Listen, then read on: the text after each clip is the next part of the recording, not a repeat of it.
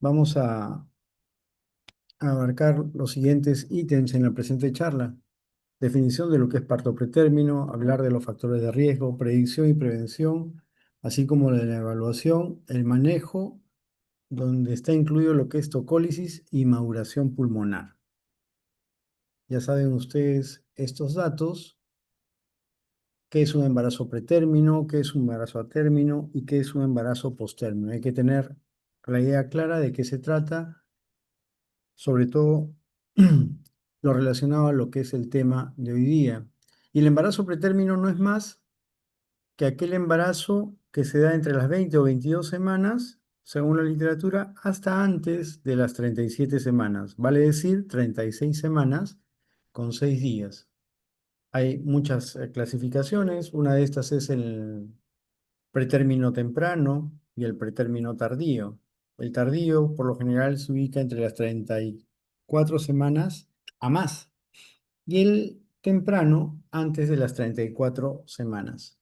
Hay otras divisiones dependiendo de la institución. Por ejemplo, la COG reconoce lo que es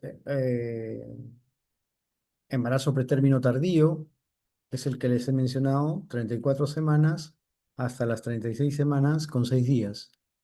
La CDC reconoce esta definición, pero también le agrega aquellos nacimientos que son antes de las 34 semanas, que los menciona como pretérminos tempranos. La OMS considera a los, perdón, a los embarazos menores de 28 semanas como extremadamente prematuros,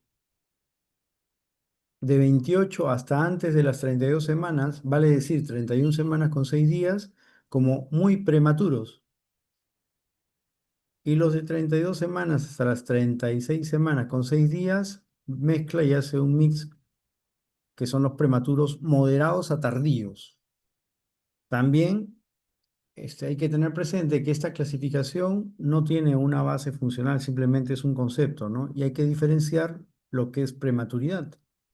Y prematuridad, acá hay un ejemplo claro, es en cuanto a la función de un órgano, ¿no? Por ejemplo, en los pulmones, si no están bien desarrollados para poder cumplir la función respiratoria fuera del útero, pues estamos hablando de un problema por prematuridad, ¿no? Falta de desarrollo. Esto va a ocasionar un síndrome de dificultad respiratoria en el feto. También los embarazos pretérminos, los fetitos de embarazo pretérminos pueden ser pequeños, grandes o adecuados para la edad gestacional, ¿no? Ustedes ya conocen también los pesos de los bebitos al nacer. Esto está relacionado a fetos con un peso a término, ¿no? Peso bajo al nacer es entre 1500 y 2500. Muy bajo al nacer, 1000 y menor de 1500. Y un peso extremadamente bajo al nacer, 1000. Si un bebito pretérmino, ¿no? nace con estos pesos, el peso tiene una relación directa con la sobrevida de ese feto. A mayor peso, mayor posibilidades de sobrevida. También tenemos lo que es la gestación periviable, la etapa periviable que puede ser entre las 20 o 22 semanas hasta antes de las 24 semanas, ¿no? Es una etapa incierta en la sobrevida de los bebitos que pueden cursar con parto pretérmino, ¿no?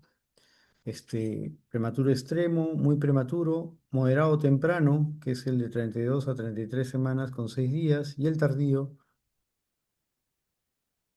que es uno de los más frecuentes, ¿no? Cuando hay un parto pretérmino, generalmente son tardíos. Ahora, ¿qué es el parto pretérmino, no? Es el parto que ocurre después de las 20 o 22 semanas y antes de las 37 semanas. La COGE en el 2020 define el trabajo de parto prematuro como contracciones regulares que acompañada por cambios en el cuello uterino, como son la incorporación o borramiento y la dilatación, además de tener contracciones regulares y dilatación cervical de al menos 2 centímetros, ¿no? Es otra forma de dividirlo. ¿Qué es la amenaza de parto pretérmino? La amenaza es la probabilidad de que ocurra justamente un parto pretérmino, ¿no? Y es la presencia de contracciones uterinas dolorosas que producen modificaciones cervicales, sin constituir que la paciente esté entrando en un trabajo de parto, ¿no? En un embarazo justamente en las edades gestacionales que les he mencionado. Las contracciones uterinas por lo general tienen una frecuencia de 4 en 20 o en 30 minutos u 8 en una hora. La contracción puede durar 30 segundos y por lo general persista, que tiene una persistencia de una hora. Puedo encontrar el borramiento menor del 50% y una dilatación de 2 centímetros.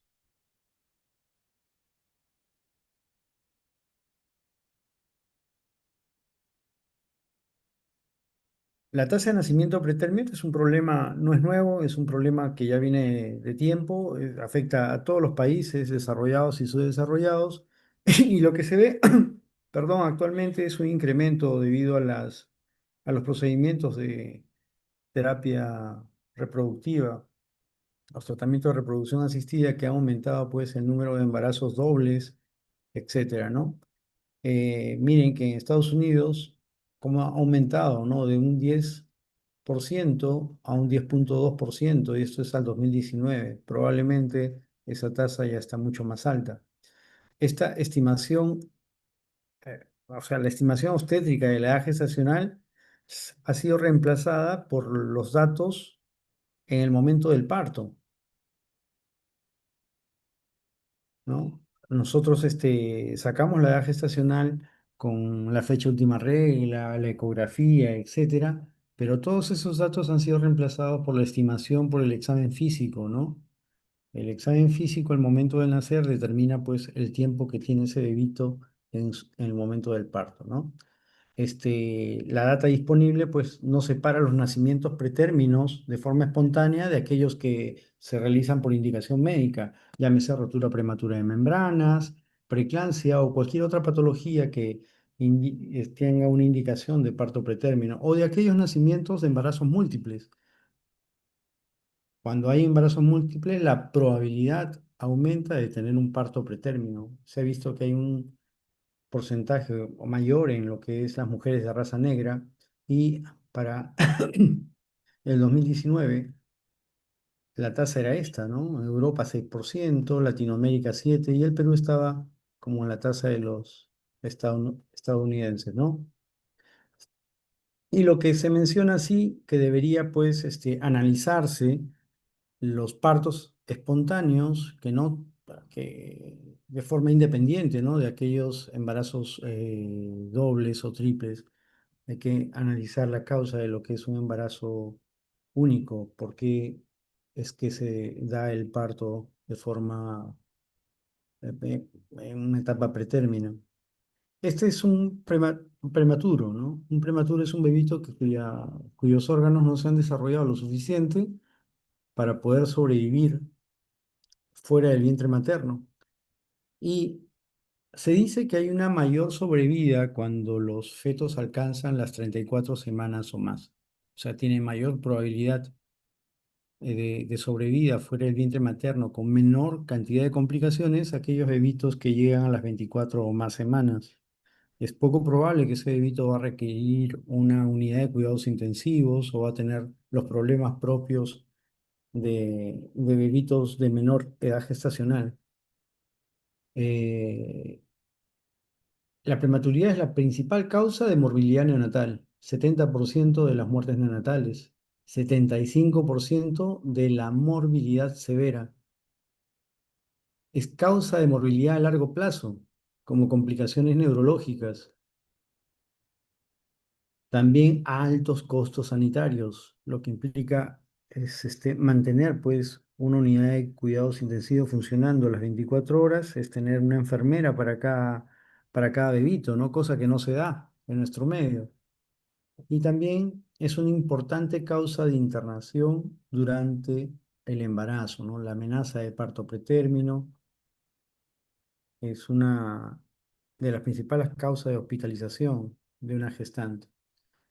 La morbilidad y mortalidad. ¿Cómo está esto? Por ejemplo, estas tasas de mortalidad infantil en Estados Unidos en el 2018 mencionan estos números crudos, ¿no? De los nacidos vivos e infantes que han muerto. Por ejemplo, acá en este menor de 34 semanas tenemos alrededor de 100.000 con 12.000 muertes. Pero, ¿qué nos dice la estadística? Que la tasa de mortalidad infantil en nacidos menor de 28 semanas es 186 veces mayor que los nacidos entre las 37 y 41 semanas. Y eso es entendible, ¿no? Porque si ustedes ven acá 37 a 41 semanas son 3 millones. Y esta cifra, que se ve absoluta, que pareciera pues que no es nada comparado al 12.000, pues es un porcentaje ínfimo, pequeño, ¿no? En comparación a los menores de 28 semanas que están inmersos en esta tabla, ¿no? También se menciona que el Adgar 5 a los 10 minutos se asocia con una mortalidad neonatal entre los recién nacidos pretérminos, ¿no? Si hay un Adgar 5, 10 minutos, y a los 10 minutos, que está persistente, puede tener una mayor mortalidad asociada, ¿no? Los recién nacidos pretérminos que sobreviven generalmente van a tener morbilidades tanto a corto como a largo plazo, debido a esto a la inmadurez de sus sistemas orgánicos. Y como podrán ver ustedes en esta tabla de las más llamativas, ¿no? Los pulmones a corto plazo, síndrome respiratorio, pérdida de aire, displasia broncopulmonar y problemas a largo plazo, ¿no? Asma, enfermedad reactiva de la vía respiratoria. Tenemos también problemas gastrointestinales, ¿no? Hiperbilirrubinemia, enterocolitis necrotizante, falla en crecimiento y a futuro, ¿no? Síndrome del intestino corto o colestasis. A nivel inmunológico, puede tener inmunodeficiencia a corto plazo e infección perinatal o a largo plazo bronquiolitis, infección por el virus sincicial respiratorio. En la parte del sistema nervioso central, hemorragias intraventriculares, leucomalacia periventricular, a futuro parálisis cerebral, atrofia cerebral, retardo en el desarrollo nervioso, ¿no? Pérdida de la audición. Oftalmológicamente, retinopatía del prematuro cuando es a corto plazo, ceguera, miopía, estrabismo. En el aparato cardiovascular, persistencia del ductus arterioso, hipertensión pulmonar, ¿no? Puede también tener hipertensión sistémica, hipertensión pulmonar. Y cuando es adulto, hipertensión. En problemas renales, ¿no? Un imbalance, desbalance electrolítico del agua, hipertensión en los adultos, ¿no? Problemas hematológicos como anemia iatrogénica, puedes necesitar transfusiones frecuentes. La parte endocrinológica nos puede llevar hipoglicemia, deficiencia de cortisol e incluso a problemas de resistencia incrementada a la insulina, ¿no? Entonces, como ustedes han visto en las tablas, estos bebitos, dependiendo de la edad gestacional, pueden ser más susceptibles en mayor o menor grado a una de estas complicaciones, ¿no? Tanto a corto como a largo plazo. Y lo que les mencionaba del peso, ¿no? El peso al nacer, cuando se trata pues de niñas o de los fetos pretérminos que nacen por encima o igual a las 28 semanas, tienen una supervivencia grande, ¿no? Al igual que los niños con ese mismo peso, pero con una edad gestacional más avanzada, ¿no? De 30 semanas, ¿no? Ustedes saben que cada año hay un incremento, hay un salto en lo que es la ciencia para el manejo de ciertas patologías y obviamente el manejo de los bebitos no está exento a ellos, ¿no? Cada vez debido a a la evolución de la ciencia, están llegando a considerar, por ejemplo, a los bebitos que antes se consideraban abortos, aquellos que pesaban menos de 500 gramos, como nacidos vivos, ¿no? porque hay, si bien es cierto, el porcentaje de sobrevida es muy bajo, entonces estos aparatos o estos avances tecnológicos, este avance de la ciencia, está consiguiendo de que estos bebitos puedan sobrevivir. Ahora, ¿sobrevivir cómo, no? Sería la pregunta. ¿Con qué secuelas, con qué problemas a futuro? Por ejemplo, entre las 20 y 25 semanas, las complicaciones más frecuentes son lesión cerebral y sepsis, ¿no? Les mencioné sobre la etapa, el parto pretérmino periviable, ¿no? Hay una, por ejemplo, ustedes para que se den cuenta, la supervivencia en ese periodo, cuando el parto ocurre antes de las 23 semanas, están registrando tasas de supervivencia entre el 5 y 10%, ¿no? Y las tasas a las 24 semanas, dependiendo de las series, puede llegar hasta un 84%. Este es, por ejemplo, los partos ocurridos entre las 26, 22 y 26 semanas. Este es un trabajo en Suecia y ahí muestran, pues, qué pasa al año de sobrevida, ¿no? Y son dos series, una que es del 2004 al 2007 y la otra es del 2014 al 2016. Y se ven en distintas etapas, ¿no? 22, 23, 24, 25 y 26 semanas. Y ustedes pueden ver, por ejemplo, en lo que es la morbilidad mayor de esos bebitos, ¿no? ¿Cuál es el porcentaje de problemas? Nos referimos a hemorragia intraventricular de grado 3 o 4, leucomalacia, enterocolitis necrotizante, retinopatía de la prematuridad o problemas pulmonares severos, ¿no? Entonces, si ustedes se dan cuenta que esos valores cambian, ¿no? De forma significativa, ¿no? Ujú. Nacidos vivos, la admisión a UCI es mayor, el porcentaje de niñitos muertos es menor, 35 por ejemplo, en 22 semanas con 65, y de los vivos, mayor porcentaje, ¿no? Sobrevida al año con admisión a UCI, 58%, 30% vivos, y de todos los partos, sería un 20%, ¿no? Comparado con un 3,6 antes, en esa década, ¿no? En una década, miren cómo se ha conseguido la sobrevida, ¿no? En 23 semanas, por ejemplo, de todos los partos, 29 a un 44. A las 24 semanas, de un 50 a un 58. A las 25 de un 67 a un 70 y a las 26 de un 72 al 81%. A medida que aumenta la edad gestacional, hay mayor posibilidad de sobrevida, menos posibilidad de complicaciones mayores, ¿no? Menos posibilidad de complicaciones mayores.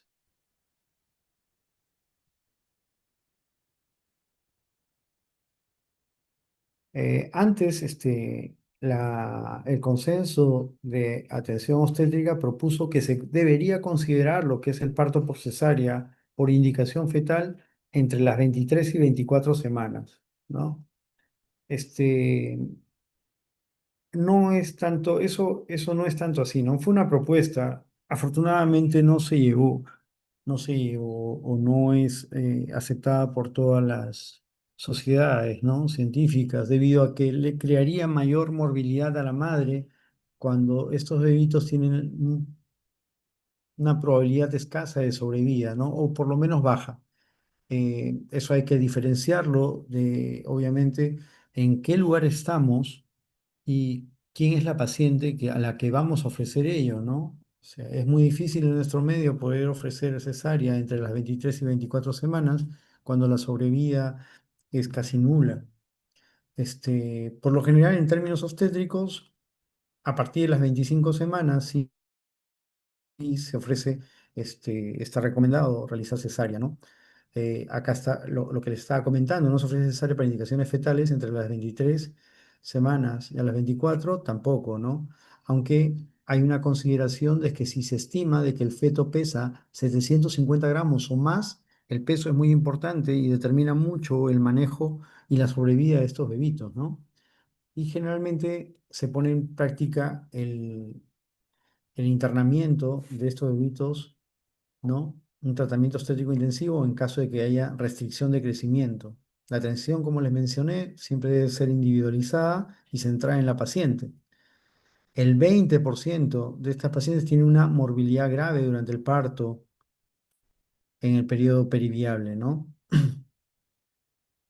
Es importante tener dentro del equipo no solo al ginecobstetra, enfermera o obstetriz, sino incluir a otro tipo de profesionales, ¿no? El neonatólogo es muy importante para que esté capacitado, que cuente con las herramientas necesarias para poder brindar lo mejor a estos bebitos, ¿no? Y obviamente los especialistas en salud mental, como un psiquiatra, apoyado en un oncólogo y la ayuda de un cura, ¿o no? Para apoyar a la familia desde el punto de vista religioso, ¿no?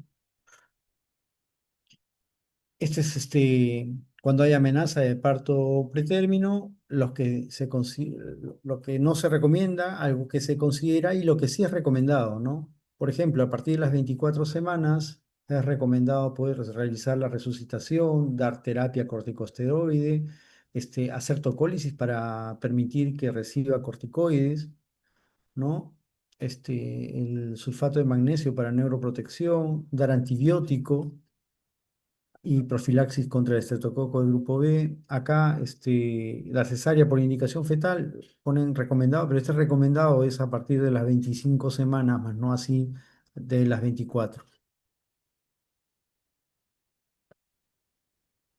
La morbilidad y mortalidad en el parto pretérmino, sobre todo en el pretérmino tardío, pues es muy baja. Mira, 80% de los trabajos de parto pretérmino espontáneo generalmente son de causa idiopática y o tienen rotura prematura de membranas, ¿no? Hay un 20% que es debido a complicaciones obstétricas que obligan al clínico a terminar el embarazo en beneficio fetal. Las tasas de morbilidad y mortalidad siempre han sido mayores y van a seguir siendo en comparación a los recién nacidos de parto a término. Los resultados adversos en la tasa de mortalidad neonatal generalmente están en relación al desarrollo neurológico. En esta torta ustedes pueden ver, ¿no? Que los pretérminos tardíos son los más frecuentes, ¿no? Un 73%. De ahí siguen los tempranos con 12% y los muy extremos, 28, menos de 28, 6%. Dentro de las causas, el parto pretérmino espontáneo es un 45%, es la mayor causa, ¿no? Y la debida a rotura prematura de membranas es el otro tanto, ¿no? Ambos son el 80%. 80% de la causa de parto pretérmino es de forma espontánea y RPM. Y las otras son las de indicación médica, ¿no? Ya sea hipertensión, preeclampsias, desprendimiento de placenta, hemorragia de la segunda mitad del embarazo, ¿no? O alguna otra complicación que obligue a terminar el embarazo. Entonces, de las causas de parto pretérmino, tenemos de las causas directas el parto espontáneo con membranas íntegras y la ruptura prematura de membranas, que son los que vamos a abocarnos, ¿no? Porque los partos por indicaciones, ya sean maternos y o fetales, no forman parte de nuestro tema. Dentro de las causas del parto pretérmino, tenemos pues desórdenes vasculares, infección, el estrés, la sobredistensión uterina, hay causas no conocidas, ¿no? La pérdida de la tolerancia materno-fetal, causas senescentes de la decidua y enfermedades del cuello uterino, problemas cervicales, ¿no? Todos ellos van a desencadenar en un parto pretérmino espontáneo.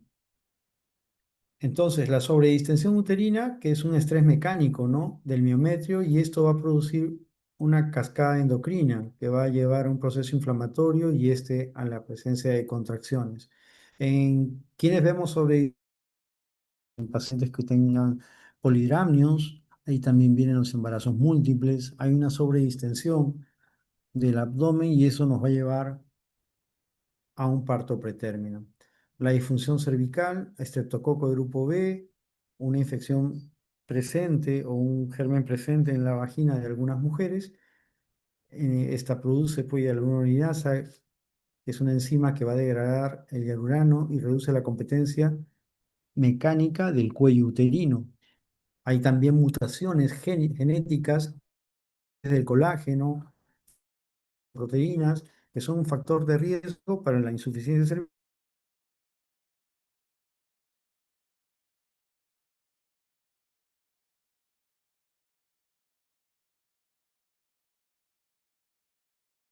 dentro la gente va a producir endotoxinas que va a recabar o van a estimular que en las células amnióticas se liberen citoquinas, ¿no? Estas citoquinas, que es como parte de una respuesta inflamatoria, impulsan la patogénesis del parto prematuro, ¿no?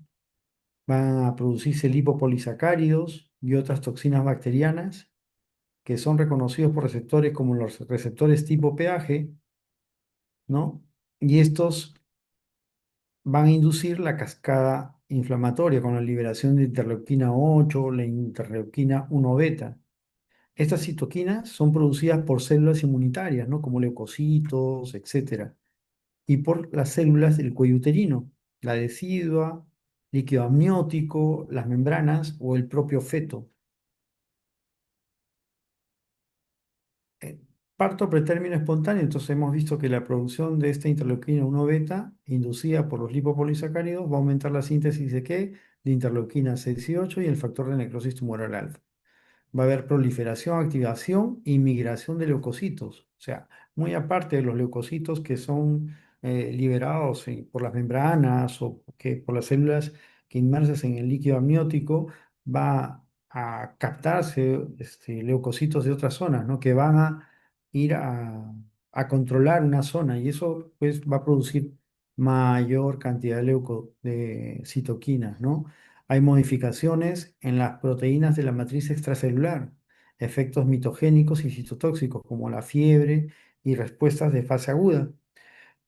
En el miometrio y la decidua y el amnios, la interleuquina B1 beta va a producir prostaglandinas, ¿no? Se induce la producción de prostaglandinas y esta va a inducir la maduración del cuello uterino, la pérdida de la inactividad miometrial, o sea, va a desencadenar que aparezcan contracciones. También las metaloproteinasas de la matriz son inducidas por las citoquinas inflamatorias y estas se encargan de descomponer el colágeno y las fibras elásticas que alteran la integridad tanto de las membranas fetales como del cuello uterino, ¿no? El cuello se torna más blando y las membranas se pueden romper. El origen de las citoquinas, como dije, pueden ser propias en el ambiente materno o algunas que migran, ¿no? Las citoquinas uterinas probablemente van a producir parto prematuro, ¿no? Por efecto de la decidua materna y el miometrio, ¿no? Los leucocitos van a producir citoquinas, las citoquinas del líquido amniótico son secretadas por los fagocitos nucleares y neutrófilos activados y también son reclutados en el líquido amniótico. La cantidad de interleuquina 1 beta en el líquido amniótico está determinada por el número de leucocitos reclutados, su estado de activación y el efecto de los constituyentes del líquido amniótico sobre su tasa de secreción. También tiene mucho que ver la microbiota vaginal, ¿no? Y este es el microbioma. Se ha determinado pues, que durante el embarazo el microbioma de la vagina cambia, ¿no? Se vuelve más estable, se reduce. Y en el parto pretérmino se ha visto un aumento de ciertos microbios, como la Gardnerella vaginalis y el Ureaplasma urealyticum. Hay evidencia sólida en la actualidad sobre el papel de este microbioma, ¿no? Que está relacionado al parto pretérmino, pero lamentablemente el tratamiento de las infecciones vaginales no ha mostrado ah, en la actualidad que reduzca la tasa de parto pretérmino. Lo que sí se ha visto, pues, que es un efecto benéfico de microbiota vaginal caracterizada por lactobacillus crispatus, ¿no? En aquellas mujeres donde se ha identificado este lactobacilo, es poco probable que desencadene parto pretérmino. Ahora, ¿qué sucede en aquellas pacientes que tienen rotura prematura de membranas pretérmino, ¿no? ¿Y qué es la rotura prematura de membranas pretérmino? Es aquella que ocurre pues antes de las 37 semanas completas de embarazo y o una hora antes del inicio de trabajo de parto, ¿no?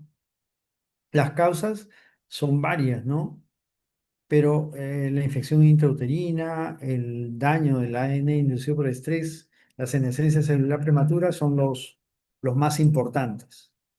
Los factores asociados son similares a los de embarazo a término, ¿no? Bajo nivel socioeconómico, IMC bajo, la obesidad también, probablemente, deficiencias nutricionales y tabaquismo, ¿no? Las mujeres con rotura prematura de membranas pretérmino tienen un mayor riesgo de recurrencia en los siguientes embarazos. Y mencionan que se han aislado bacterias del líquido amniótico en un tercio de los casos, ¿no? Hay una disyuntiva de que si el RPM es o produce una infección que a la postre va a ser una corionitis o que el RPM pretérmino es resultado ya de una infección, una colonización de patógenos que ocasionaron que se produzca esta rotura, ¿no? Existen cambios moleculares. El amnios exhibe un mayor grado de muerte celular y más marcadores de apoptosis que en el atérmino. In vitro se ha visto que esta apoptosis probablemente esté regulada por la interleuquina 1 beta y factor de necrosis tumoral alfa, el estrés oxidativo, daño en el ADN, senescencia prematura, inflamación, protólisis y posteriormente ruptura de membranas, ¿no? La ruptura de membranas aumenta la actividad de la trombina y esto de la metaloproteasas de la matriz y la síntesis de prostaglandinas, ¿no? Eso va a producir degradación del colágeno y posteriormente una ruptura de membranas. El factor de necrosis tumoral aumenta la liberación de fibronectina fetal por las células del amnios y estas se unen a los receptores tipo PAG4 de las células mesenquimales del amnios para activar la cascada de señalización, aumentando prostaglandinas y una actividad elevada de las metaloproteasas. Esta prostaglandina va a producir un reblandecimiento del cuello y la actividad elevada de las metaloproteasas lo que va a ocasionar es una descomposición del colágeno y de las membranas fetales, lo que va a llevar al final a una rotura de membranas. También se ha mencionado que el estrés materno puede condicionar un parto prematuro. ¿Y qué es el estrés? Pues una condición patológica que perturba el funcionamiento fisiológico o psicológico normal de las personas. Se ha visto que el estrés psicosocial, como la discriminación racial en estudios, por ejemplo, en países africanos, en poblaciones negras, genera malos resultados en la salud. Dentro de ellos, el nacimiento pretérmino, la coacción psicológica o el maltrato en la familia, ¿no? Donde hay estrés infantil, depresión o un síndrome de estrés postraumático, condiciona mayor posibilidad de un parto prematuro. Las mujeres afectadas por violencia de la pareja, y esto se debe a que un mecanismo potencial que es la activación prematura del eje endocrino placentario suprarrenal, ¿no? Otro mecanismo que podría explicar esto es la senescencia celular prematura, ¿no? Como parte de la fisiología normal, envejecimiento de células fetales y residuales, y esto va a llevar a una serie de liberación de señales que va a activar pues las contracciones en el útero, ¿no? Como si fuera un parto a término. El hecho de existen factores de riesgo y el más importante es el parto pretérmino previo, ¿no? Se menciona que hay un riesgo recurrente de parto pretérmino en las mujeres que ya tuvieron un parto pretérmino previo, ¿no? Dice que este riesgo es 3 veces mayor. Más de un tercio de las mujeres con 2 partos pretérminos tuvieron un tercer parto pretérmino. Mencionan que el 70% de los nacimientos recurrentes ocurrieron dentro de las 2 semanas posteriores a la edad del parto pretérmino previo. También se menciona que las causas de parto pretérmino recurrieron. La recurrencia solo representa el 10% del total del partos pretérminos. Y en última instancia, este riesgo de parto pretérmino está influenciado por otros factores, tres para ser específicos, que es la frecuencia de partos pretérminos anteriores, la edad gestacional media y el orden en que ocurrió el parto pretérmino anterior. ¿Sí? Vale decir que si una paciente ha tenido un parto pretérmino y luego un parto que ha sido término, es poco probable que tenga un pretérmino posterior. Pero si una mujer que ha tenido un parto a término y luego ha tenido un pretérmino y está embarazada, es muy probable que ese embarazo acabe en un parto pretérmino 2 semanas de repente posteriores a la fecha en que ocurrió el anterior. Factores relacionados al embarazo, la amenaza de aborto al comienzo del embarazo me dice que se reasocia a tasas más altas de resultados adversos posteriores, ¿no? Como parto pretérmino, desprendimiento de placenta inserta, pérdida del embarazo antes de las 24 semanas. Una relación, no es una relación causal, sino que está asociado como un factor de riesgo asociado, no directo, ¿no? Las malformaciones congénitas también se asociaron a nacimientos con partos pretérminos y recién nacido de bajo peso y el embarazo múltiple. Estos sí tienen una relación directa, ¿no? Factores del estilo de vida, o sea, ¿qué hace la señora que podría condicionar un aumento de parto pretérminos, ¿no? El peso materno, ya sea muy delgadas o las obesas, la edad materna o muy joven o edad muy avanzada, la pobreza, estatura baja, deficiencia de ciertas vitaminas como la vitamina C, el uso de tabaco, el aumento inadecuado de peso materno y el uso de drogas ilícitas está asociado a lo que es la posibilidad de un parto pretérmino. Lo que es el trabajo y la actividad física, muchas pacientes piensan, ¿no?, que el trabajar es algo dañino o perjudicial para su embarazo, ¿no? Y eso no es así. Pero sí es cierto y vale la pena reconocer que el trabajar a altas horas de la noche y hacer un trabajo que cause mucho cansancio, que sea un trabajo muy intenso, muy severo, sí podría estar relacionado a un mayor riesgo de parto pretérmino, ¿no? El ejercicio aeróbico es seguro y no está asociado a parto pretérmino, y así lo reconoció la COG, ¿no? La actividad física en el tiempo libre se asocia con un riesgo reducido de parto pretérmino. Es muy importante hacer ejercicio físico y la paciente que si tiene costumbre de practicar algún deporte previo al embarazo y lo quiere seguir haciendo durante el mismo, lo puede hacer con total normalidad. Obviamente que si es que no tiene pues alguna patología que le impida ello, ¿no? Si no, es libre de hacer su actividad física. Obviamente que el embarazo, poco a poco, los cambios que ella va a presentar van a limitarla en el aspecto físico de poder realizar alguna actividad, ¿no? Pero no se le puede prohibir a una paciente realizar actividad física, ¿no? Dentro de los factores de riesgo también están los factores genéticos, ¿no? Existen familias donde ha habido recurrencia de parto pretérmino y a veces están asociadas con variantes comunes de genes eh, como el EBF1, EFCC, el AGTR2. Eh, estos genes tienen un origen europeo, probablemente, ¿no? Aquellas pacientes que tienen estos variantes o estos genes pueden concurrir en un parto pretérmino, ¿no?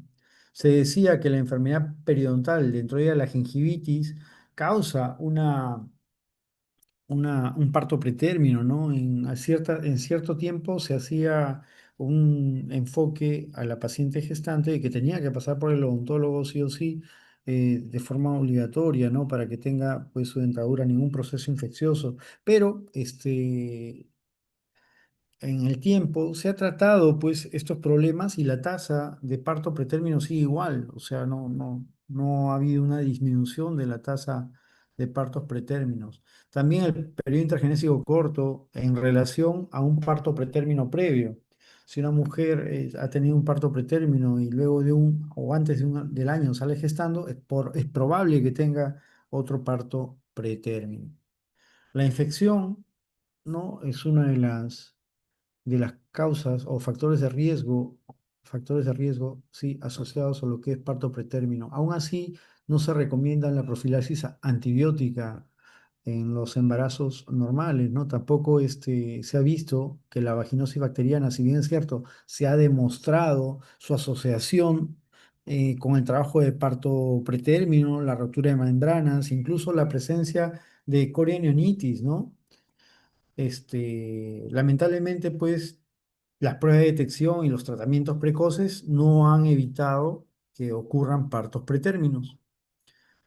A razón de la pandemia que nos afectó en el 2020 por 2 años, el COVID-19, los primeros informes daban de un aumento en la tasa de nacimientos pretérminos, ¿no? Pero no debido a la enfermedad, sino que muchas mujeres con infección grave eh, era necesario pues, que se termine el embarazo para que ellas puedan tener un mejor tratamiento.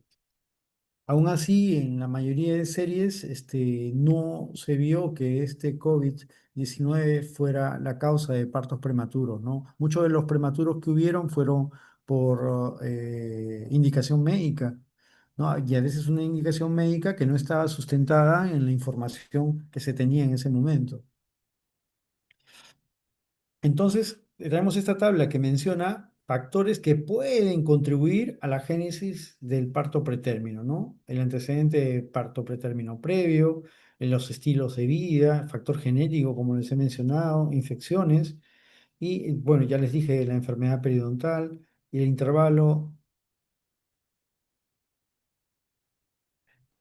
¿no? Intergestacional corto o largo. Dentro de los síntomas del parto pretérmino, pues son las contracciones, presión pélvica, algunos calambres semejantes a la menstruación, dolor lumbar, ¿no? Hay cambios en el cuello uterino, que es una dilatación, a veces puede ser asintomática, ocurre después de la mitad del embarazo, ya lo he mencionado, 20, 22 semanas, donde podemos tener 25%, un dilatado 2 o 3 centímetros, que pueden tener un parto antes de las 34 semanas. La longitud del cuello uterino es muy importante, ¿no? Porque si tenemos un cuello por encima de 25 milímetros, es poco probable que esta persona pueda tener un parto pretérmino, ¿no? Pero si tenemos un cuello corto determinado por una ecografía transvaginal, ¿no?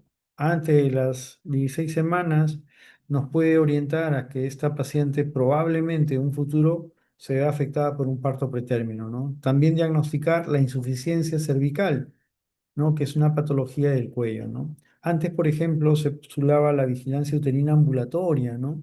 Con ciertos aparatos, pero actualmente la COG y muchas sociedades aconsejan su uso. Esto es una gráfica de cómo se debe ver un cuello normal, ¿no? Un cuello normal se debe ver como una T, ¿no? Acá tenemos el orificio cervical externo. A ver, puntero. Acá externo y este es el orificio cervical interno. Estas son las membranas. Esto es lo normal. Pero a veces en aquellas pacientes que tienen insuficiencia de orificio cervical, este orificio cervical interno va fallando, ¿no? Y poco a poco va a ir avanzando. O sea, primero es una imagen en Y, luego es una imagen en V y luego una imagen en U, donde lo único que sostiene pues es el orificio cervical externo. El orificio cervical interno por alguna razón se ha tornado insuficiente, ¿no? Y ustedes tienen acá, por ejemplo, la relación de parto, el riesgo de parto pretérmino con la longitud cervical, ¿no? Tenemos, por ejemplo, una longitud cervical determinada y cuánto es el riesgo de parto pretérmino, ¿no? Pero si a eso le sumamos a la longitud el antecedente de parto prematuro previo, ¿no? Aumenta el riesgo. Y si encontramos en la ecografía una formación del embudo, tenemos esta otra curva, ¿no? La curva roja. Pero si sumamos estas dos, o sea, la formación del embudo, el antecedente de parto prematuro previo y un cuellito corto, tenemos que el riesgo va a ir incrementándose, ¿no? Entonces, ese riesgo se incrementa cuando mayores problemas vamos a encontrar, ¿no?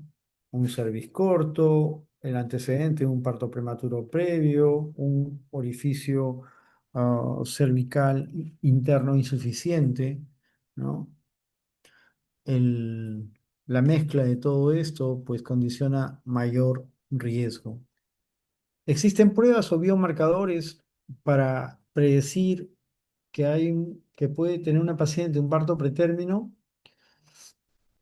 Acá dicen, no, per se no pueden predecir el parto pretérmino, ¿no?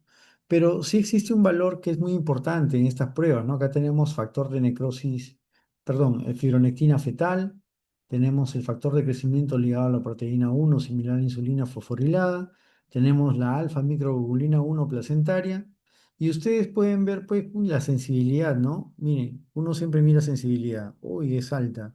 Pero el kit de esta tabla no es ver la sensibilidad, sino ver el valor predictivo negativo, ¿no? Si la prueba me sale negativa, ¿qué tan probable es que ocurra? Y miren, ustedes tienen un valor predictivo alto, y sobre todo alto en lo que es la alfa microglobulina 1 placentaria, ¿no?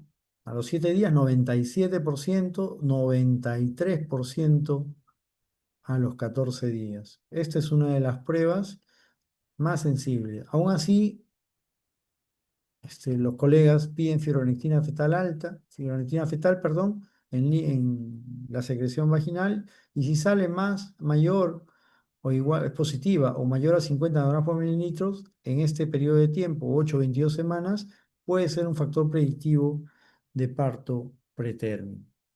¿Cuál es el gran objetivo de la charla? Pues prevenir el parto pretérmino, ¿no? Entonces, todo está encaminado a prevenir el parto pretérmino.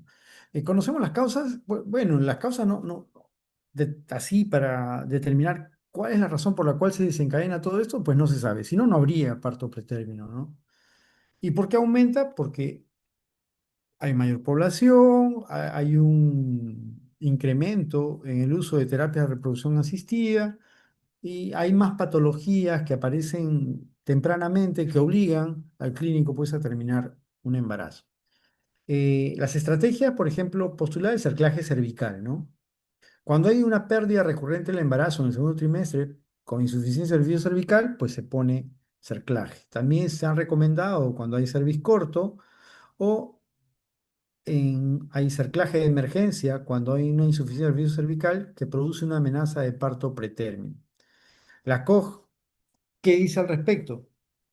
En mujeres con un embarazo único que tienen el antecedente de un parto prematuro y una longitud de cuello menor de 25 milímetros y cuya edad gestacional es menor de 24 semanas, se puede considerar la colocación del cerclaje versus el uso de progesterona, ¿no? Entonces dicen que no es que no se ponga, sino que se puede considerar. Y ustedes ven acá, pues, varios estudios donde compararon, pues, el cerclaje versus no cerclaje. Y si bien es cierto, todos tocan la línea, los entendidos dicen que sí, que el cerclaje colocado en aquellas mujeres que han tenido ya un parto pretérmino con una longitud de cervix menor de 25 milímetros es significativamente provechoso. Entonces, se hace, ¿no? Se coloca, esa es la indicación. También tenemos la progesterona para profilaxis en cuanto a lo que es prevención de parto pretérmino. Eh, en el parto humano, ustedes saben que los niveles de progesterona materna durante el embarazo se mantienen pues elevados, ¿no? Hay una abstinencia funcional de la progesterona y esto es mediada por la disminución de la actividad de sus receptores. O sea, una disminución de los receptores va a producir pues un menor aprovechamiento, un menor funcionamiento de la progesterona para evitar lo que es un parto pretérmino. Entonces, ¿qué mencionan ellos? que administrar progesterona pues previene lo que es el parto pretérmino.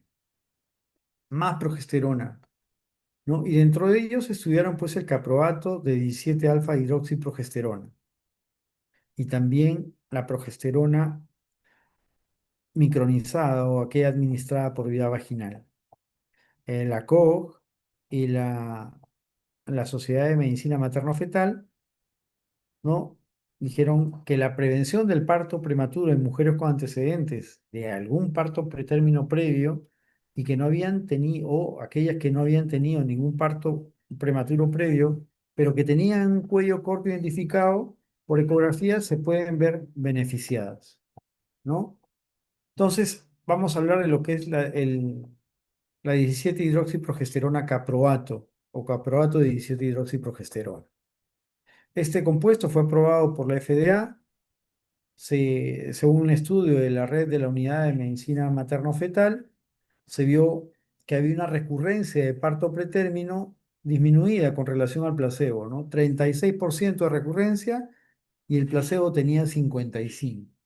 Pero lo que no nos dijeron en este estudio es que había un sesgo, porque en el grupo de placebo había mayor porcentaje de mujeres que habían tenido más de dos partos pretérminos previos, más no así el grupo de estudio, ¿no? 28 versus 41.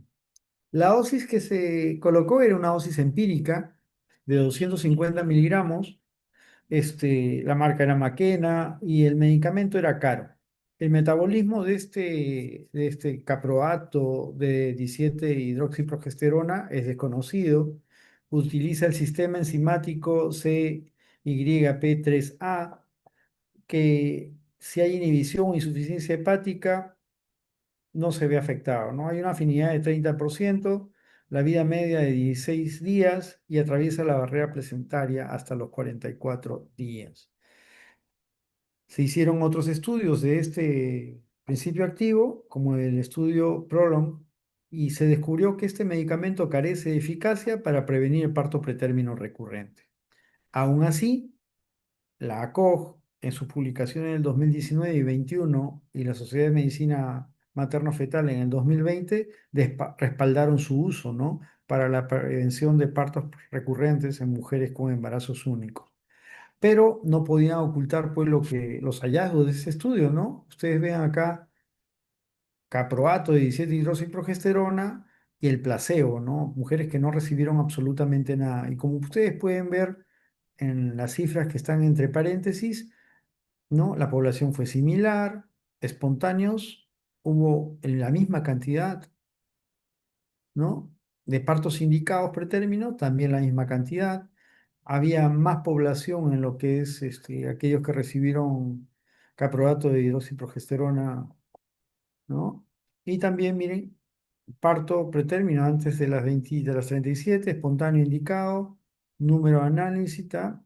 Y morbilidad y mortalidad, muerte, igualito, igualito, ¿no? Displasia broncopulmonar, distrés respiratorio, enterocolitis necrotizante, hemorragia intraventricular y sepsis. No hubo ningún cambio o ninguna mejora en usar 17 hidroxiprogesterona caproato con el placebo. Afortunadamente hay otras progesteronas como la progesterona micronizada que se coloca 200 miligramos ya sea en fondo de saco vaginal con cervix corto menor o igual de 25 milímetros. Progesterona gel vaginal también 90 miligramos de uso en cervix corto. La COS concluyó que el cribado universal de la longitud cervical en mujeres sin un parto pretérmino previo no es obligatorio. O sea, no es necesario medir la longitud de cervix en aquellas mujeres que nunca han tenido un parto pretérmino previo. Y esta se puede considerar que es la cervicometría en el contexto de un tratamiento con progesterona vaginal probablemente. En el estudio Optimus se hicieron la siguiente pregunta. ¿La profilaxis con progesterona para prevenir el parto pretérmino mejora los resultados? Bueno, la respuesta fue en aquellas con un parto espontáneo previo o con una longitud cervical menor de, con un resultado positivo a la fibronectina fetal, combinado con algunos otros factores de riesgo clínico para el parto prematuro, no hay menor riesgo ni resultados adversos neonatales. O sea, se puede usar la progesterona con total seguridad. Y estos investigadores compararon pues las diferentes progesteronas con ¿no? Hicieron estudios y esa tabla un poco que compara el uso de las diferentes progesteronas con el 17-hidroxiprogesterona caproato. Y como ustedes ven acá en la longitud de cuello, menor de 15 milímetros, de 10 a 20 milímetros, y acá ni siquiera pues hay cervix corto, ¿no? Menor de 30 milímetros. Embarazos únicos, pacientes nulíparas, o sea, sin antecedente de parto, pretérmino. En cambio, en los otros grupos, 15% de parto pretérmino, 13% de antecedente de parto pretérmino, ¿no? O sea, hasta gemelares, no solamente embarazos únicos, ¿sí? Era más com- dispersa la muestra, es una muestra, podría ser representativa, ¿no? ¿Y qué se vio, no? Que administraron, pues, progesterona micronizada, el otro progesterona en gel, y acá 17-hidroxiprogesterona intramuscular, ¿no? Y como ustedes pueden ver, pues,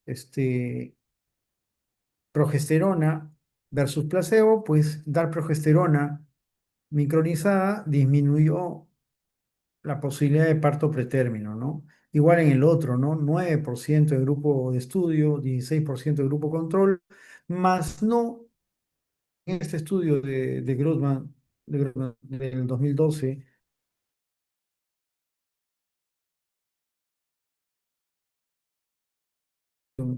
versus un 24% de placebo. Entonces, vale decir que existen otras alternativas que son mucho mejores que el medicamento recomendado. De ciclooxigenasa con actividades antiinflamatorias y antiplaquetarias podría reducir la probabilidad de tener un parto pretérmino a dosis bajas. Se hizo un estudio con casi 12.000 mujeres nulíparas, ¿no? En países de bajos ingresos y medios. Se dio 81 miligramos y otro grupo placebo, entre las 6 y 13 semanas de gestación. Y se vio que disminuyó la incidencia de partos pretérminos antes de las 37 semanas y redujo la tasa de mortalidad perinatal. Pero en este estudio no se diferenció el parto pretérmino espontáneo de aquel indicado médicamente, ¿no? No hubo esa diferencia. La COG no lo recomienda para prevenir parto pretérmino espontáneo en ausencia de factores de riesgo de preeclampsia. En realidad, la aspirina a dosis de 150 miligramos es usada como profilaxis para pacientes que tienen riesgo de preeclampsia que se inicia antes de las 16 semanas. En cuanto al manejo de la ruptura prematura de membranas pretérmino, existe un concepto denominado el periodo de latencia. Y este periodo de latencia es el que transcurre desde la rotura de membranas hasta el inicio de trabajo de parto, ¿no? Y está inversamente relacionado con la edad gestacional. Vale decir que a mayor edad gestacional, menor es el periodo de latencia. Y a menor edad gestacional, el periodo de latencia va a ser mucho mayor. Por lo general se hospitalizan, se realizan ecografías, monitoreos para ver el feto que se encuentre en óptimas condiciones, una vigilancia clínica estricta para diagnosticar precozmente lo que es la infección, ¿no? Lo que ustedes conocen como la triple I o corionitis, ¿no? El manejo puede ser activo versus expectante entre las 24 y 33 semanas con 4 días. Se recomienda un manejo expectante en ausencia de que el estado del feto esté comprometido, ¿no? O que tenga una corionitis o haya la sospecha de desprendimiento de placenta. Entre las 34 semanas y 36, lo que se recomienda por lo general es el parto, ¿no? Favorecer el parto. Y hay algunos centros donde, si estas pacientes en esta edad gestacional pues están estables, no tienen ningún signo de infección, algunos consideran pues seguir, ¿no? Continuar con el embarazo, ¿no? Y esto pues no garantiza de que no esté expuesto a riesgos, ¿no? O sea, hay que ponderar el riesgo-beneficio para tomar la decisión, explicarle a la paciente de que si ella desea esperar, hay un poquito de riesgo, un poco mayor riesgo de infección. Entonces, a veces es oportuno, cuando está en las mejores condiciones, favorecer el parto, ¿no? Para evitar los riesgos de infección. En cuanto al manejo de la RPM, lo que se intenta es prolongar la latencia, ¿no? Y lo que se ha visto es que esta latencia prolongada no se asocia con una mayor incidencia de daño neurológico. Pero cuando ocurre la rotura prematura de membranas en gestaciones periviables, aquellas que ya hemos mencionado, menos de 24 semanas, aumenta, ¿no?, la posibilidad de tener una hipoplasia pulmonar, ¿no? Estos recién nacidos pueden llegar a ser el 30%, ¿no? Con pulmones que no se han desarrollado del todo debido a que no ha habido líquido que pueda expandir sus alvéolos, ¿no? Y esos neumocitos tipo 2 favorecerse de esto para desarrollarse de forma adecuada y producir su surfactante. Entonces, puede ser el manejo expectante temprano, dependiendo del de que si es que tiene pues oligohidramio, este oligohidramio es severo, ¿no? Porque en otras gestaciones también puede producir deformaciones, ¿no? Y esas deformaciones se ven a nivel de las extremidades por compresión, no tiene el feto una posibilidad de moverse libremente, entonces la compresión o la poca movilidad hace de que sus extremidades, estamos hablando de miembros superiores e inferiores, se puedan ver afectados y deformados, ¿no? La infección es otro de los temores cuando hacemos el manejo del RPM pretérmino antes de las 34 semanas, ¿no? ¿Cómo se diagnostica? Pacientes que son febriles, una temperatura mayor o igual a 38 grados.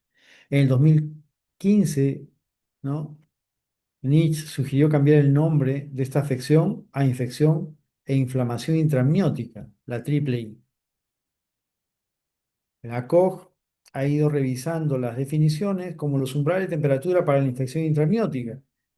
Y ellos ponen que una temperatura de 39 grados o más es definitivamente, en ausencia de unas causas de infección probable, es un signo inequívoco de sospecha de infección intramniótica.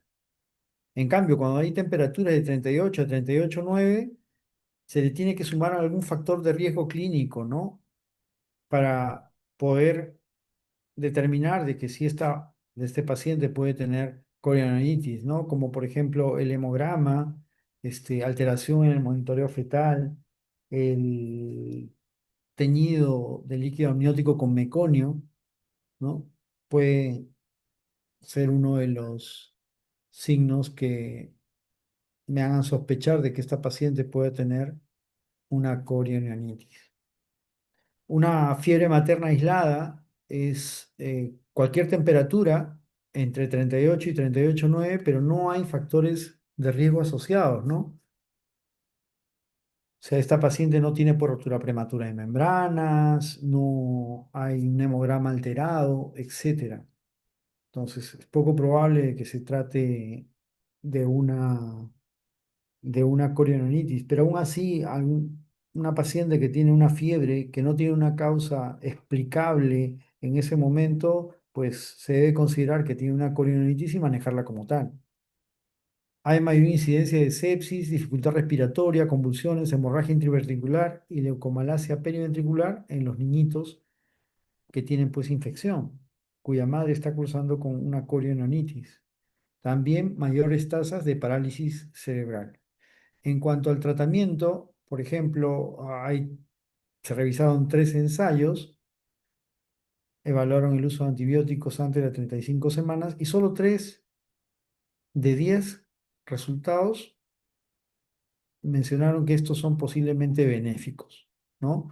Menos mujeres desarrollaron corionitis, menos recién nacidos desarrollan sepsis, el embarazo se prolongó con mayor frecuencia 7 días, ¿no? Pues por el periodo de latencia, por el uso de antibióticos. Sin embargo, la tasa de otros resultados neonatales como la supervivencia, dificultad respiratoria, no se vieron afectadas, ¿no? La terapia antimicrobiana poco o nada tiene que ver con el desarrollo de la función respiratoria, ¿no? En un ensayo de la Unidad de Medicina Materno-Fetal entre las 24 y 32 semanas de gestación, sometieron a los pacientes a un régimen de antibióticos y placebo, ¿no? Y ellos, ¿qué notaron, no? Que la ampicilina intravenosa y la eritromicina dada cada 6 horas, ambos medicamentos, durante 48 horas, seguidos por amoxicilina y eritromicina oral durante 5 días, sí tuvieron, ¿no? Un valor significativo en la cantidad de recién nacidos con dificultad respiratoria, enterocolitis necrotizante y resultados adversos compuestos, ¿no? También el periodo de latencia fue más largo, ¿no? Y eso se le atribuye generalmente a la presencia de eritromicina. Los corticoides es otro de los tratamientos o parte del manejo en los bebitos pretérminos con RPM, ¿no? O sin él. Hay un ciclo de corticoides, ¿no? Para mujeres que se da entre las 24 y 34 semanas. Y ese ciclo depende del corticoide que usemos, ¿no? Ustedes saben que se usa la dexametasona o bien la betametasona, ¿no? Es recomendado por la mayoría de guías de práctica clínica y, y estas son, ¿no? Es la betametasona que se usa a 12 miligramos. Las ampollas vienen de 4 miligramos, así que se usan 3 que se colocan de forma, el acetato de betametasona y se coloca intramuscular cada 24 horas por 2 dosis, ¿no? O la dexametasona, las ampollas vienen de 4, ampolla y media, se coloca intramuscular cada 12 horas por 4 dosis, ¿no? Eso es para hacer la maduración sistémica. El corticoide no solamente va a ayudar a los pulmones, sino también se ha visto que disminuye la posibilidad de hemorragia intraventricular, la enterocolitis necrotizante. Ahora bien, existe pues controversias en cuanto al uso del corticoide entre las 34 y 36 semanas, ¿no? Muchos consideran de que estos bebitos ya tienen cierta madurez pulmonar. Recuerden ustedes que el número de neumocitos tipo 2 que se encuentra en el pulmón acaba de completar la cantidad a las 28 semanas. De ahí en adelante, pues todo es producción de surfactante. Entonces, han visto que existe una hipoglicemia neonatal cuando se usa en esta edad gestacional. Puede haber un retraso en el desarrollo, pero sí también hay la posibilidad de menor taquimia transitoria. Ahora, el repetir el curso aumenta de forma no significativa la posibilidad de parálisis cerebral. Hay otros que mencionan que una terapia de rescate, ¿no? Pero esta terapia de rescate se ha visto que tiene un mayor riesgo de síndrome de distrés respiratorio, ¿no? Sobre todo si es que ha recibido un curso previo antes de las 34 semanas de embarazo. Lo que sí se menciona es que un único ciclo de corticoides se puede considerar, mira, a las 23 semanas, cuando hemos mencionado que se coloca entre las 24 y 34 semanas, en aquellas gestantes que pueden tener un parto prematuro entre los 7 días, ¿no? Entonces, es mejor darle la oportunidad de ese bebito para que pueda nacer y ofrecerle la mayor posibilidad de sobrevida. Este es el manejo que se hace de rupturas prematuras de membranas antes del parto. 37 semanas indica el parto, ¿no? Profilaxis contra estreptococo de grupo B está indicado y si hay una infección intramniótica hay que tratarla. Entre las 34 y 36 semanas, un manejo expectante o parto. Particularmente en la mayoría de centros es parto, ¿no?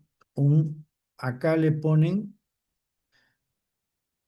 considerar un único curso de corticoides. No, si ha recibido previos corticoides. No, si tiene colonitis.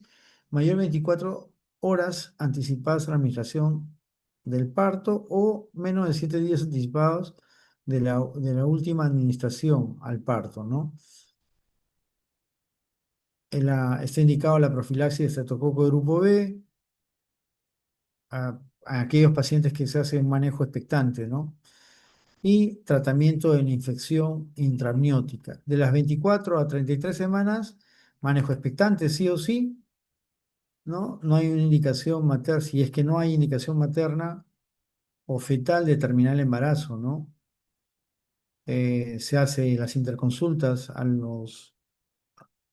servicio de neonatología, se da un único curso de corticoides,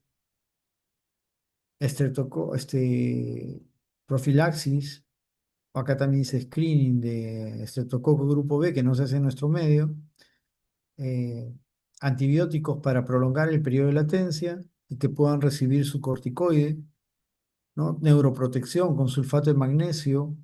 ¿Hasta cuándo? Hasta antes de las 32 semanas está indicado la neuroprotección. Tratamiento antibiótico si es que tiene infección intramniótica, ¿no? Entonces, el kit de lo que es el manejo de una paciente con RPM pretérmino es que llegue hasta las 34 semanas o más, ¿cierto? Es el kit. Y ese kit también es compartido para pacientes que tienen, pues, la amenaza de parto pretérmino con membranas intactas, ¿no? Postulaban, pues, que habría que hacer amniocentesis, ¿no? Para ver si, como les mencioné, si es la infección lo que está llevando, si es un proceso infeccioso lo que está llevando, pues, a este inicio de parto, ¿no? Y se vio, pues, que una de cada 10 mujeres tendrá una infección intramniótica que es en gran medida subclínica. Vale decir que esta paciente pues no tiene síntomas, nada de nada, ni fiebre ni nada. Entonces, el hecho de que le haga amniocentesis carece de valor, ¿no? Porque si es una paciente que no tiene absolutamente nada y todo, solamente lo que es ese trabajo de parto, no obliga a hacerle amniocentesis. Sí dar corticoides, sí usar neuroprotección. Las dosis recomendadas, ¿no? Según este estudio, que es el BEAM, es 6 gramos de carga y 2 gramos por hora. En otros lugares dan 4 gramos de carga y 1 gramo por hora, que se suspende luego de 12 horas. Y si no hay parto inminente, se reanuda, ¿no? Y se reanuda con la misma dosis de carga, ¿no? Acá, si pasó más de 6 horas, se da otra dosis de carga. Entonces, el sulfato de magnesio nosotros usamos como neuroprotección para prevenir otro problema, que es la parálisis cerebral, ¿no? ¿Qué se ha visto? Usando sulfato de magnesio o usando placebo, ¿no? Sí se ha visto, la muerte fetal o muerte infante como que no es mucho, no hay un resultado muy alentador, ¿no?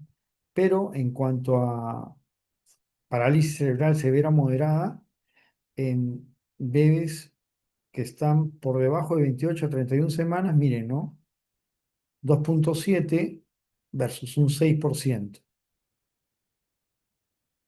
En bebitos mayores iguales de entre las 24 y 27 semanas no hay mayor diferencia, ¿no?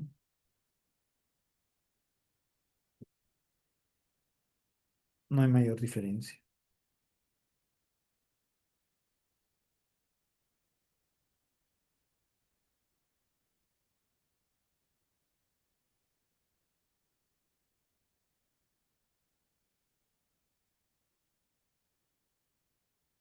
El tratamiento antibiótico cuando las membranas están íntegras no ha mostrado un beneficio, ¿no? Entonces no se recomienda dar este antibiótico en pacientes con parto pretérmino y membranas íntegras.